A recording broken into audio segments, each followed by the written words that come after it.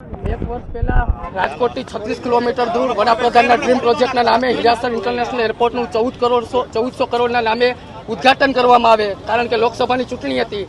સૌરાષ્ટ્રવાસીઓને ભોળવવા રીઝવવા માટે ઉતાવળે ઉદ્ઘાટન કરી નાખ્યું. બાદમાં સમગ્ર સૌરાષ્ટ્રને ખબર છે કે પેસેન્જરોને પ્રાથમિક સુવિધા ન મળી. જય વસાવડાએ વિડીયો વાયરલ કર્યા.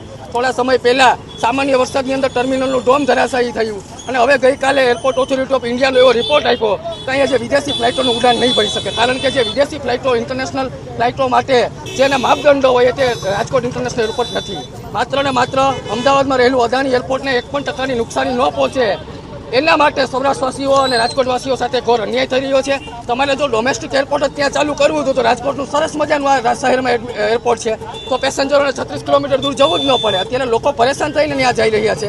એટલે માત્ર ને માત્ર સૌરાષ્ટ્રવાસીઓને મામું બનાવ્યા છે. તેના વિરોધની અંદર અમે નકલી પ્લેનોમાં હવા ભરેલું છે, એની ઉપર નકલી ચલણી નોટો ઉડાડી છે.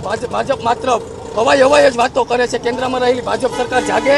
રાજકોટ ઇન્ટરનેશનલ એરપોર્ટને જે દરજ્જો મળ્યો છે તે માટે વિદેશી ફ્લાઇટોનું અહીંયાથી ઉડાન થાય અમારી મુખ્ય માંગ છે.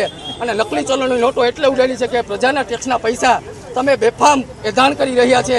આવી રીતના સૌરાષ્ટ્રવાસીઓ કોઈ પણ સંજોગોમાં ચાખી નહીં.